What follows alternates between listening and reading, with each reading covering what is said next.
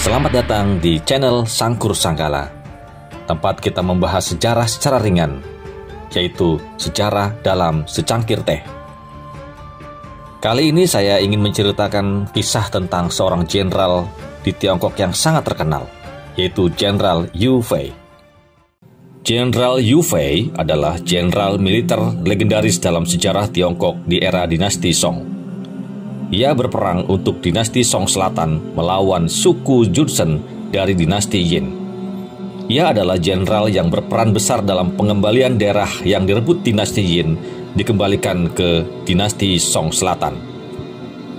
Hidupnya penuh dengan kisah kepahlawanan dan tragedi. Dia dianggap sebagai seorang patriot dan pahlawan nasional di Tiongkok. Liu Fei juga telah menjadi simbol kesetiaan dalam budaya Tiongkok. Kisah asal mula makanan cakwe terkait dengan kematiannya. Liu Fei difitnah oleh Perdana Menteri Xin Hui yang menyebabkan dirinya dihukum oleh Kaisar Song Kaosong. Hal ini menyebabkan kemarahan rakyat dan akhirnya membuat makanan yang bernama cakwe.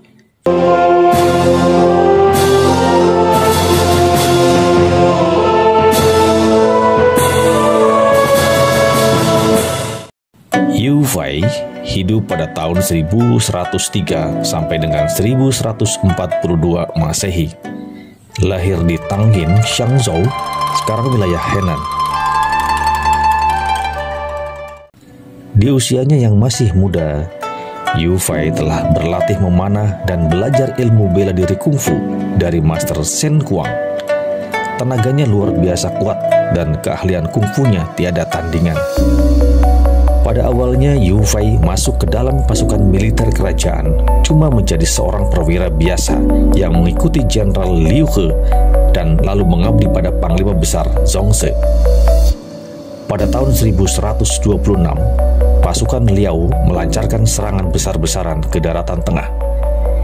Liu Fei kembali bergabung dengan tentara, memulai karir militernya dan bertempur menghadapi para penyerang untuk melindungi negara. Konon sebelum masuk tentara, ibunya pernah memberinya nasihat dan menorehkan tato yang tertulis, "Setia dan tulus membela negara." Tato inilah yang selalu diingat Liu Fei dan menjadi pedoman hidupnya. Jenderal Liu Fei dengan gigih berhasil menaklukkan musuh dan mengambil alih kembali beberapa kota milik kerajaan Song. Pada tahun 1127, pasukan negara Jin dari wilayah timur laut Tiongkok menyapu bersih seluruh wilayah kekuasaan dinasti Song Utara. Liu Fei telah menunjukkan perlawanan yang hebat melawan Jin. Dia sangat menonjol dalam peperangan dan meraih banyak kemenangan, walaupun akhirnya dinasti Song jatuh juga. Setelah dinasti Song Selatan berdiri, Liu Fei yang saat itu hanya sebagai pejabat tingkat bawah menolak gagasan Kaisar Hozong untuk pindah ke wilayah selatan. Ia meminta Kaisar untuk melawan pasukan musuh. Namun para pejabat yang lebih suka jalan damai menjadi gusar atas petisi yang diajukannya. Mereka menganggap Liu Fei telah melewati batas sebagai pejabat level bawah. Liu Fei kemudian mencari perlindungan pada Zhang Shuo, gubernur Hebei. Zhang Shuo menghormati Liu Fei.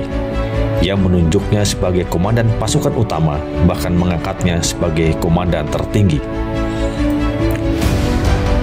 Saat pasukan negara Jin menginvasi daerah selatan, Liu Fei pindah ke Jiangnan. Ia merekrut tentara untuk membentuk sebuah pasukan yang mampu bertempur secara hebat. Pada tahun 1130, pasukan negara Jin kembali ke utara dari Jiankang melalui sungai. Liu Fei melakukan penyergapan pasukan Jin dan berhasil memenangkan pertempuran. Ia berhasil menduduki kembali Jiankang.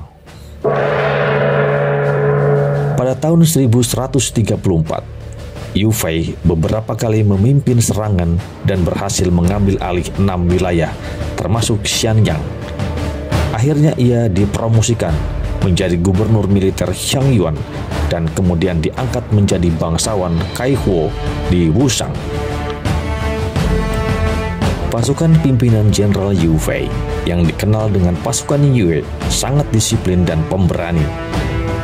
pasukan Jin sangat gentar saat mendengar namanya dan pernah mengatakan, mudah untuk mengguncangkan gunung, namun sulit untuk mengguncangkan pasukan Yue. Pada tahun 1140, pasukan Yin kembali menyerang dinasti Song Selatan. Jenderal Yu Fei memimpin pasukannya untuk menyerang balik pasukan Yin dan berhasil mengalahkannya. Selanjutnya, Wang Yan Wushu memimpin 12.000 prajurit Jin untuk melakukan serangan lagi. Namun pasukan Yin kembali dikalahkan oleh Jenderal Yu Fei. Perang ini dikenal sebagai Perang Yansheng. Dalam keadaan krisis dan kekacauan akibat perang, kerajaan tidak memberikan lagi bahan pangan untuk para prajurit. Jenderal Yu Fei tetap bertahan di medan perang, membimbing anak buah dan para sahabatnya untuk tidak kenal kata menyerah. Mereka kelaparan dan pernah terpaksa memakan ulat. Tak seorang pun yang diizinkan untuk merampok bahan pangan dari rakyat. Karena kecintaan rakyat pada Jenderal Yu Fei, mereka sendiri kemudian menyumbangkan bahan pangan untuk para prajurit Yu Fei. Perdana Menteri Qin Hui dan istrinya Lady Wang sangat benci pada Jenderal Yu Fei. Dia meminta Kaisar Gaozong untuk memanggil Jenderal Yu Fei pulang saat sedang melakukan propaganda perang untuk merebut kembali ibu kota Song Utara, Kaifeng. Kaisar pun menyuruh Yu Fei untuk kembali ke ibu kota. Yu Fei tidak punya pilihan lain selain mematuhi perintah Kaisar. Dengan perasaan hancur, Yu Fei melihat ke langit dan menarik napas berat sambil berkata, usaha 10 tahun menjadi sia-sia dalam 1 hari. Semua wilayah yang telah kita ambil alih akan hilang. Negara tidak akan makmur.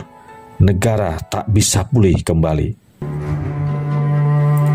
Pada tahun 1141, sang jenderal akhirnya pulang ke ibu kota Song Selatan.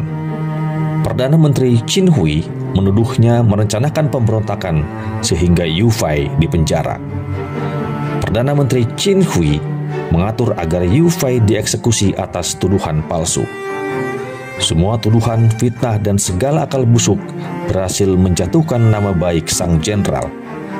Pada tahun 1142, Jenderal Yu Fei yang masih berumur 39 tahun dan anak angkatnya Yu Yun dihukum mati dengan tuduhan palsu yang tidak jelas dan dianggap melanggar surat perintah Kaisar.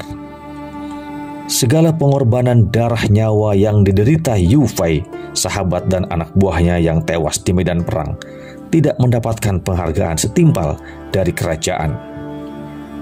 Raja Gaozong menyadari bahwa yang dicintai rakyat dan dianggap sebagai pahlawan bangsa adalah Yu Fei, bukan dirinya. Kecemburuan dan ketakutan akan harisma Yu Fei yang begitu kuat dianggap bisa memberontak suatu saat nanti. Kematian Yu Fei menyulut kemarahan rakyat. Di ibu kota, ada seorang pedagang makanan kecil yang bernama Wang Xiao dan Li She mendapatkan ide. Ia kemudian menggoreng 2 adonan tepung yang ia bentuk seperti manusia. Dengan lantang ia berteriak, "Dijual hui goreng." Hal ini menarik banyak orang yang kemudian datang untuk melihat. Makanan ini menyebar dengan cepat di ibu kota Song Selatan. Pada tahun 1163, 21 tahun kemudian setelah kematiannya Jenderal Yu Fei, Kaisar Xiaozong membangun kuil untuk mengingat jasa Yu Fei. Di sana diletakkan 4 buah patung, yaitu patung Qin Shi, Wang Shi, yaitu istrinya Qin Shi, Mo Xixie, dan Sang Yun, yaitu 2 bawahan Qin Shi. Keempatnya dalam keadaan berlutut sebagai simbol penebusan kesalahan mereka.